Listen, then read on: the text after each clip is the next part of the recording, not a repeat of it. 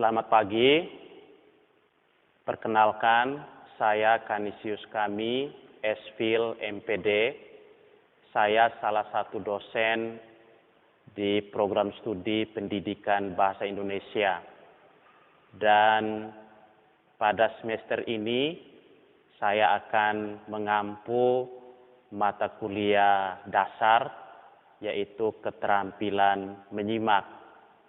Ini salah satu keterampilan dalam berbahasa, selain keterampilan membaca, keterampilan menulis, dan keterampilan berbicara. Mata kuliah ini sebanyak 3 SKS, dan manfaat dari mata kuliah ini adalah agar mahasiswa mempunyai pemahaman mengenai konsep dasar tentang menyimak, menambah ilmu pengetahuan dan pengalaman hidup yang berharga bagi kemanusiaan, sebab menyimak memiliki nilai informatif, yaitu memberikan masukan-masukan tertentu yang menjadikan seseorang lebih berpengalaman dan meningkatkan intelektualitas, serta memperdalam penghayatan keilmuan dan khazanah ilmu seseorang. Kemudian deskripsi dari mata kuliah keterampilan menyimak ini, agar mahasiswa diharapkan memiliki kompetensi tentang pengetahuan dan wawasan yang memadai tentang hakikat keterampilan menyimak, kemudian tahap-tahap menyimak, manfaat dan tujuan menyimak, suasana menyimak, faktor-faktor yang mempengaruhi menyimak, pengembangan keterampilan menyimak, memilih bahan simakan, kemudian jenis-jenis menyimak. Di sana ada menyimak ekstensif dan menyimak intensif. Kemudian bagaimana perkuliahan ini diselenggarakan melalui ceramah dan juga ada video-video pembelajaran untuk disimak secara saksama. Kemudian capaian pembelajaran mata kuliah dan kemampuan akhir yang direncanakan adalah melalui mata kuliah ini mahasiswa mampu menganalisis konsep dasar menyimak bahasa Indonesia, tujuan dan manfaat menyimak, unsur-unsur dan ragam menyimak bahasa Indonesia, mengidentifikasi faktor-faktor yang berpengaruh dalam kegiatan menyimak dan kendala-kendala dalam menyimak, mengidentifikasi bahan simakan dari berbagai wacana lisan dan tulisan dengan efektif, menentukan strategi untuk meningkatkan daya simakan dengan efektif, dan mempraktikkan dan merancang pembelajaran menyimak dengan efektif, mandiri, dan bertanggung jawab. Lalu ada 7 kemampuan akhir yang direncanakan. Yang pertama, mahasiswa dapat menjelaskan konsep dasar, tujuan, dan manfaat menyimak. Kemudian mahasiswa dapat mengidentifikasi unsur-unsur dan ragam menyimak bahasa Indonesia. Kemudian mahasiswa dapat mengidentifikasi faktor-faktor yang mempengaruhi menyimak. Kemudian mahasiswa dapat menentukan bahan dan materi simakan dari berbagai wacana lisan dan tulisan dengan efektif. Kemudian mahasiswa dapat menentukan kiat-kiat dan strategi untuk meningkatkan daya simak dengan efektif. Kemudian yang keenam, mahasiswa dapat mempraktikkan kegiatan menyimak melalui media audiovisual, wacana lisan dan tulisan dengan efektif, mandiri, dan bertanggung jawab. Dan yang terakhir, mahasiswa dapat merancang dan menerapkan pembelajaran menyimak secara efektif, mandiri, dan bertanggung jawab. Kemudian materi atau bahan bacaan atau bahan referensi yang bisa digunakan, ini ada 1 yang menjadi bahan yang utama, itu dari buku Menyimak sebagai Suatu Keterampilan Berbahasa. Ini punyanya Tarigan yang diterbitkan di Bandung, penerbit Angkasa, dan juga bukunya Suyatna Amir, itu Menyimak dan Pengajarannya. diterbitkan di Bandung di Universitas Pendidikan Indonesia. Kemudian strategi dari perkuliahan ini akan lebih banyak dilakukan dengan diskusi kelompok dan tanya jawab. Dengan demikian setiap mahasiswa diharapkan menyampaikan gagasan atau ide-ide mereka. Beberapa pertemuan akan kita lakukan dengan mempraktikkan kegiatan menyimak dan merancang pembelajaran menyimak. Selain itu ada tugas-tugas yang diberikan berupa tugas individu dan tugas kelompok, dan pada saat merancang pembelajaran menyimak akan ada portofolio dan lembaran kerja mahasiswa. Tugas-tugas ini diminta supaya dikerjakan secara maksimal dan optimal dan juga disiplin mengumpulkan sesuai waktu yang diminta oleh dosen, termasuk hal-hal teknis lainnya agar diperhatikan saat mengerjakan tugas-tugas itu. Kemudian yang terakhir, penilaian dan kriteria penilaiannya.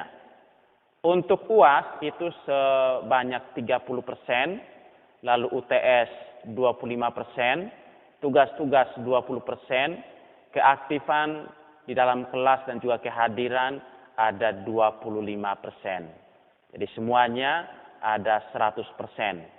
Dan diharapkan supaya teman-teman mahasiswa memperhatikan presentasi ini, supaya pada akhirnya nilai yang diberikan dapat mendapatkan hasil yang memuaskan sesuai yang diharapkan. Ini untuk kontrak perkuliahan kita, dan minggu lalu sudah dijelaskan bagaimana hakikat dari menyimak itu sendiri, dan mudah-mudahan teman-teman mahasiswa sudah memahami semuanya sebelum melanjutkan ke materi yang berikutnya. Selamat beraktivitas, kita masuk materi yang kedua hari ini dengan tujuan dan manfaat menyimak. Selamat pagi adik-adik. Apa kabar hari ini? Hari ini kita akan melanjutkan materi perkuliahan kita untuk pertemuan yang kedua, yaitu tujuan dan manfaat menyimak. Adik-adik masih ingat materi yang minggu lalu? Tentang konsep dasar menyimak atau hakikat menyimak, masih ingat? Masih ingat ya? Oke.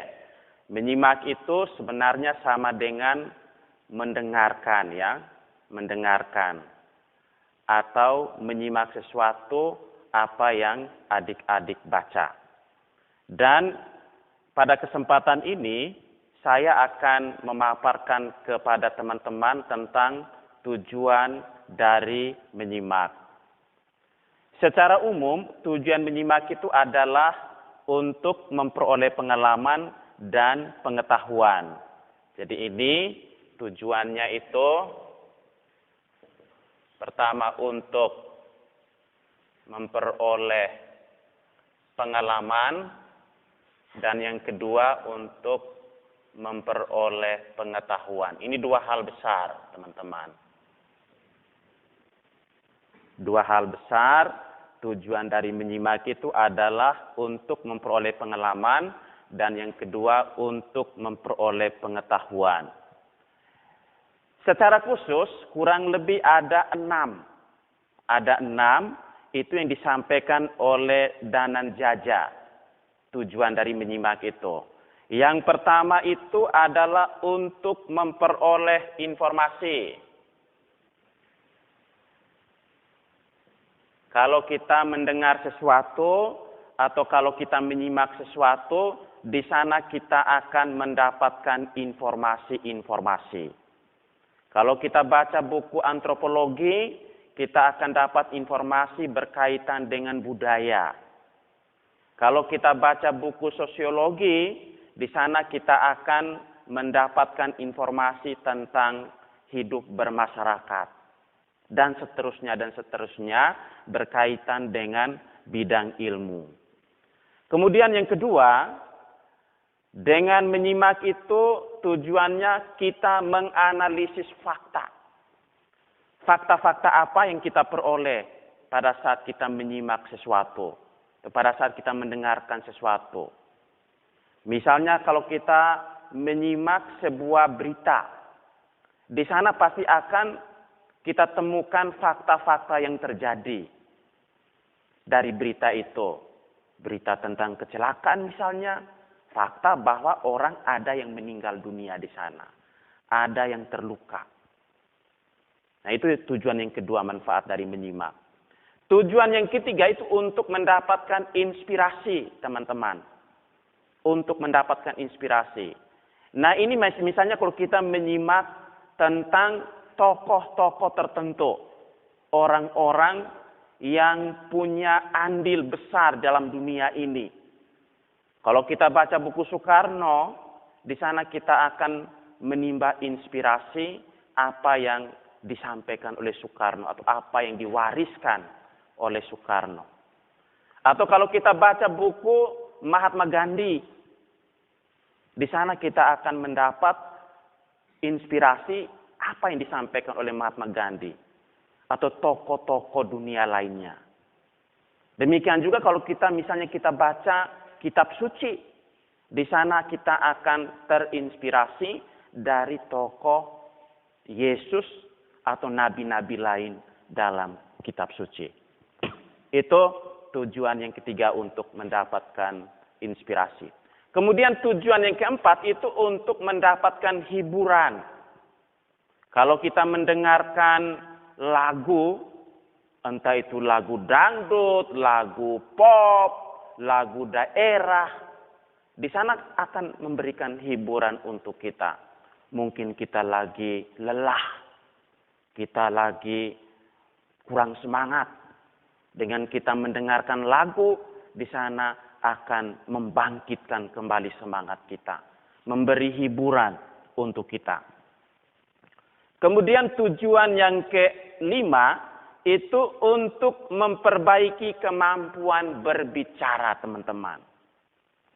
Semakin banyak kita baca buku, atau semakin banyak kita mendengarkan, semakin banyak kita menyimak, di sana kita akan mendapatkan banyak kosakata. Banyak diksi yang kita akan peroleh. Kalau kita banyak kosakata yang kita miliki, banyak diksi yang kita miliki, otomatis pasti kita akan mampu dalam berbicara. Dan yang terakhir adalah untuk membentuk kepribadian. Nah, kepribadian itu penting, teman-teman. Bagaimana membentuk karakter seorang anak manusia. Kalau kita baca buku. Kita baca buku-buku etika. Kita baca buku-buku moral. Atau kita dengar lagu yang bernuansa etika dan moral. Di sana pasti akan membentuk kepribadian kita. Yang pasti kita akan membentuk kepribadian kita yang baik. Yang baik. Menjadi orang yang punya integritas. Jujur, taat, setia, dan lain sebagainya. Itu adalah tujuan yang keenam dari menyimak untuk membentuk kepribadian. Sampai di sini ada teman-teman berkaitan dengan tujuan menyimak menurut Danan Jaja. Ada pertanyaan atau ada yang belum mengerti? Silakan kalau bisa bertanya kalau ada yang belum mengerti. Teddy, ada pertanyaan? Tidak ada. Pascal, ada? Ya, silakan.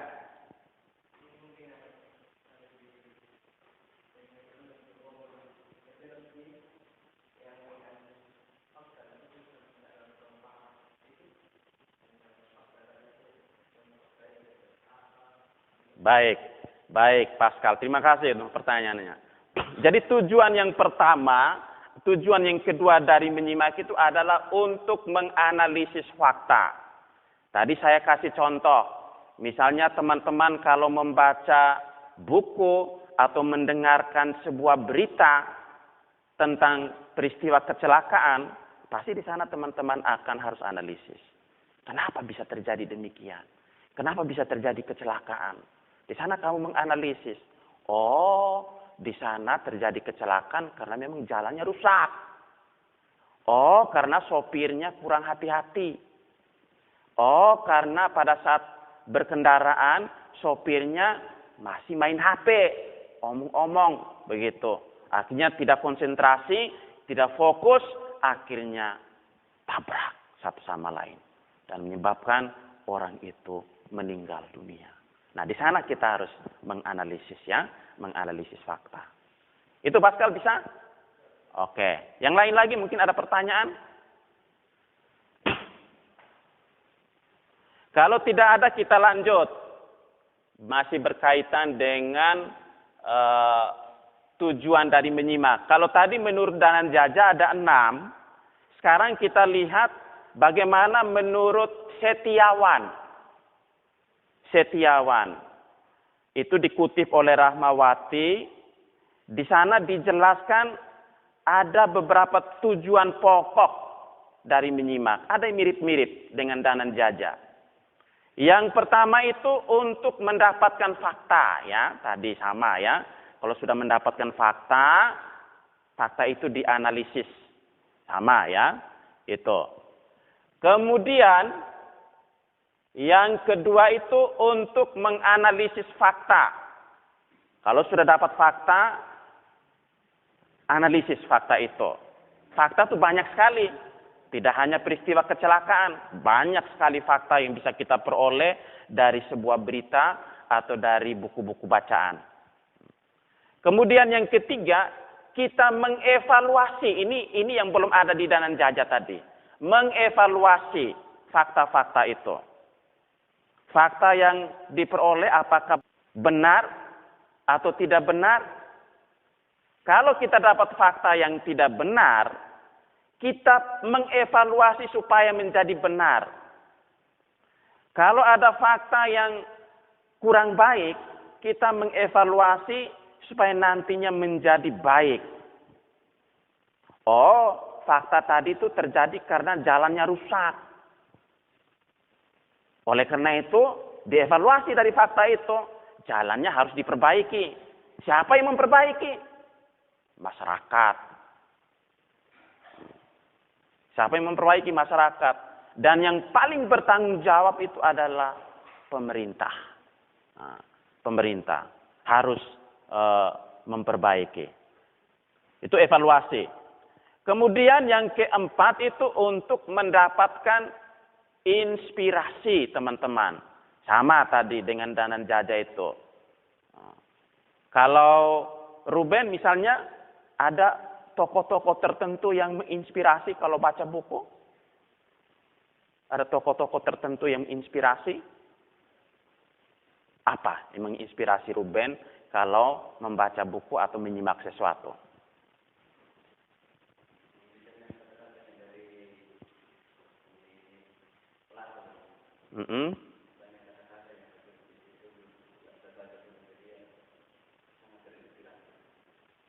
Apa yang terinspirasi di sana?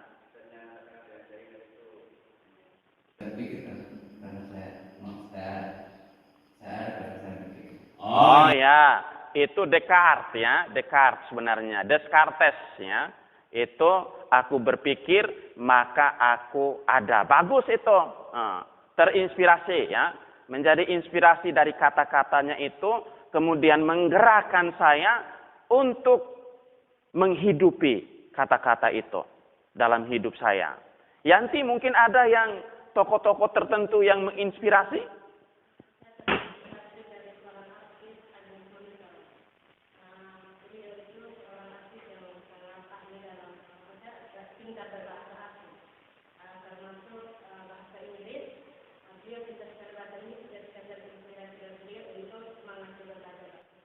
Semangat belajar berbahasa Inggris ya. Semangat untuk belajar bahasa Inggris. Dan masing-masing kita pasti punya tokoh-tokoh tertentu. Kalau kita baca buku dan pasti ada kata-kata, pernyataan, kalimat yang memberikan inspirasi untuk kita. Itu sama dengan Danan Jaja tadi. Kemudian yang kelima itu untuk memperoleh hiburan. Friend kalau mendengarkan sebuah lagu, berhiburan tidak? Biasanya friend itu suka dengan lagu-lagu apa yang berhiburan? Kalau saya promo lagu timur sendiri dengan lagu bandung, karena saya orang yang paling nikmati nonton. Apalagi kalau dengar lagu sambil menari kan, sambil menari, sambil goyang-goyang. Oh, itu pasti bagus ya. Berarti itu memberi hiburan tersendiri bagi seseorang kalau dia saat mendengarkan lagu. Kemudian yang berikut itu untuk memperbaiki kemampuan berbicara. Sama juga dengan Danan Jaja tadi. Setiawan juga dia katakan untuk memperbaiki kemampuan berbicara. Itu tentang tujuan menyimak. Sampai di sini ada yang belum mengerti, yang belum paham?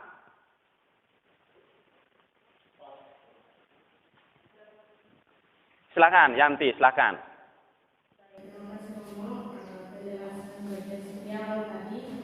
Tujuan menyimak. Yang pertama itu kan ada mendapatkan fakta, dan yang kedua ada menganalisis fakta.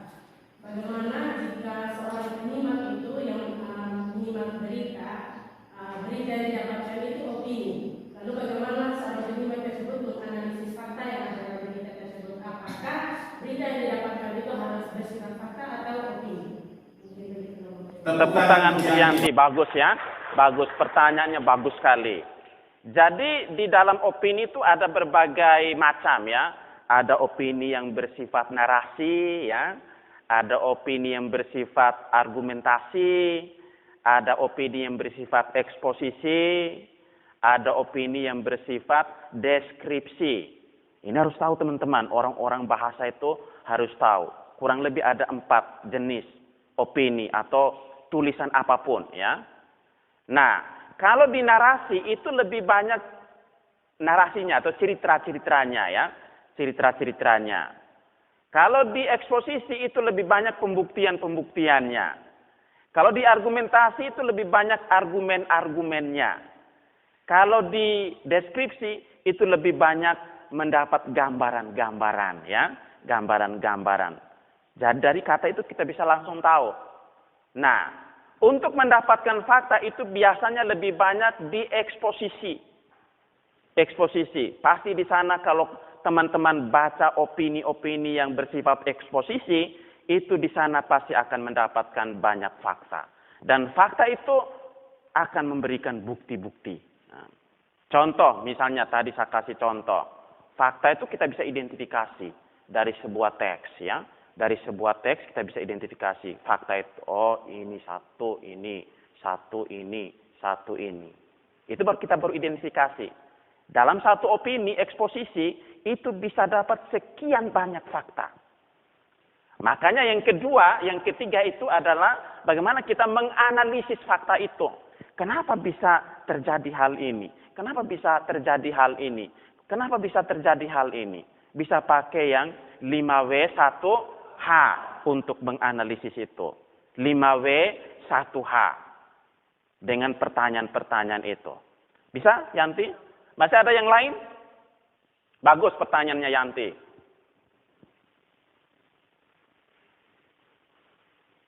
Kalau tidak ada, kita lanjut ke berikut adalah manfaat dari menyimak. Ini juga mirip-mirip, teman-teman. Ini masih dari Setiawan. Dia menyampaikan beberapa manfaat dari menyimak. Yang pertama itu, teman-teman, untuk menambah ilmu pengetahuan dan pengalaman hidup. Mendapatkan pengetahuan. Kalau kita banyak baca buku, kita banyak mendengar, kita banyak menyimak, di sana kita akan dapat wawasan ilmu pengetahuan yang banyak ya. Menambah ilmu pengetahuan, menambah pengalaman hidup. Pengalaman itu banyak sekali. Bisa pengalaman kemanusiaan, bisa pengalaman perjalanan hidup seseorang, ada pengalaman jatuh bangunnya, dan itu semua berharga. Kemudian yang kedua, manfaat dari menyimak itu untuk meningkatkan intelektualitas, memperdalam penghayatan keilmuan dan kasana keilmuan. Jadi kesana keilmuan itu banyak sekali teman-teman. Kalau kita sekarang itu basicnya adalah linguistik, bahasa dan sastra. Tetapi sebenarnya ada banyak sekali kesana keilmuan yang lain. Bisa baca buku matematik, bisa baca buku fisika, bisa baca buku kimia, bisa baca buku biologi dan lain sebagainya. Dan itu adalah kesana keilmuan. Kemudian yang ketiga, untuk memperkaya kosakata. Ya, memperkaya kosakata. Tadi saya sudah jelaskan. Kemudian memperluas wawasan, hampir sama. Kemudian yang berikut, meningkatkan kepekaan dan kepedulian sosial. Ini penting teman-teman. Ini sebenarnya bagian dari proyek kemanusiaan. Bagaimana kita peka dan kita peduli. Misalnya Teddy, kalau dengar bahwa di kampung sana ada yang kebakaran, Teddy itu harus tergerak hatinya untuk menolong orang di sana. Itu bagian dari kepekaan dan kepedulian sosial. Rasa setia kawan, rasa turut menderita, empati, simpati dengan orang lain. Kalau ada orang yang susah. Nah, ini bagian dari kepekaan dan kepedulian sosial. Kemudian yang berikut, meningkatkan citra artistik. Jika yang disimak itu merupakan bahan simakan yang isi dan bahasanya halus. Kamu dengar orang baca puisi. Itu halus sekali. Ya. Itu citra artistik. Dan yang ketujuh, menggugah kreativitas dan semangat cipta untuk menghasilkan ujaran-ujaran dan tulisan-tulisan yang berjati diri. Teman-teman ini kan calon sarjana. Dan untuk jadi sarjana harus menciptakan sebuah karya ilmiah. Karya ilmiah apa? Dalam bentuk proposal, dalam bentuk skripsi, dalam bentuk jurnal, artikel, dan lain sebagainya. Itu adalah karya-karya yang berjati diri. Yang nanti akan digunakan oleh banyak orang. Dari gagasan-gagasan, dari ide-ide, dari argumen-argumen yang kita sampaikan pada tulisan kita. Ini manfaat dari menyimak kurang lebih ada 6. Dan dari keseluruhan ini, dari manfaat dan tujuan dari menyimak ini sebenarnya ada manfaat utama. Ya, ada manfaat utama yang diperoleh itu pertama itu memperluas wawasan, meningkatkan penghayatan hidup, serta membina sifat terbuka dan objektif. Membina sifat terbuka dan objektif. Kalau kita menyimak informasi, pengetahuan, dan lain sebagainya, di sana kita akan mendapat ide-ide yang cemerlang. Ide-ide yang cemerlang, ide-ide yang berharga untuk hidup kita. Sehingga akan mendorong kita semakin hari, semakin kreatif, semakin inovatif, memperkaya kita dalam usaha-usaha kita, dalam karya-karya kita selanjutnya. Misalnya teman-teman nanti sekarang calon guru yang nanti akan menjadi guru. Kalau jadi guru itu kan nanti harus kreatif, harus inovatif, dan karya-karya yang kreatif dan inovatif itu akan memperkaya teman-teman dalam bekerja dan juga dalam berkarya. Saya pikir itu untuk hari ini. Terima kasih untuk semuanya. Dan ingat, belajar yang tekun, jaga kesehatan, supaya teman-teman tetap semangat untuk melanjutkan studi di tempat ini, dan kemudian nanti bisa menjadi seorang cendekiawan, menjadi seorang sarjana pendidikan bahasa Indonesia. Itu saja dari saya. Terima kasih dan selamat melanjutkan aktivitas selanjutnya. Terima kasih.